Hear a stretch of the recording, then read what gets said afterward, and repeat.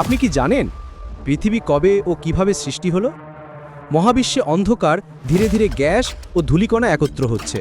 প্রায় 4.54 বিলিয়ন বছর আগে আমাদের সৌরজগতে শুরু হয়েছিল এক মহাবিস্ময়কর ঘটনা।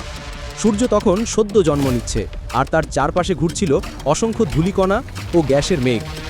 ঘূর্ণায়মান গ্যাস ও ধুলো একত্র হচ্ছে, উজ্জ্বল হয়ে উঠছে। এই ধূলিকণা ও পাথরগুলো একে অপরের সাথে সংঘর্ষে লিপ্ত হয়, ধীরে ধীরে বড় হতে থাকে, আর একসময় গঠন করে একটি বিশাল গোলাকার বল।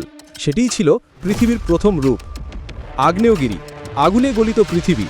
প্রথম দিকে পৃথিবী ছিল আগুনের গোলা, প্রচণ্ড গরম, লাভা আর বিষাক্ত গ্যাসে ভরা। বৃষ্টি, মেঘ, ঠান্ডা হওয়া পৃথিবী। কোটি কোটি বছর পর পৃথিবী ঠান্ডা হতে শুরু করে। আগ্নেয়গিরি থেকে বের হওয়া গ্যাসে তৈরি হয় বায়ুমণ্ডল, আর অবশেষে বৃষ্টির মাধ্যমে সৃষ্টি হয় সমুদ্র।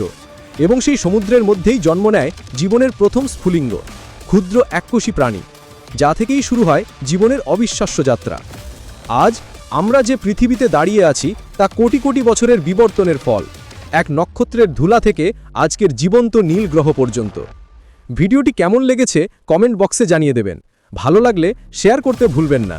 এরকম ইন্টারেস্টিং এবং আনকমন ভিডিও পেতে চাইলে ফলো এবং সাবস্ক্রাইব করতে ভুলবেন না।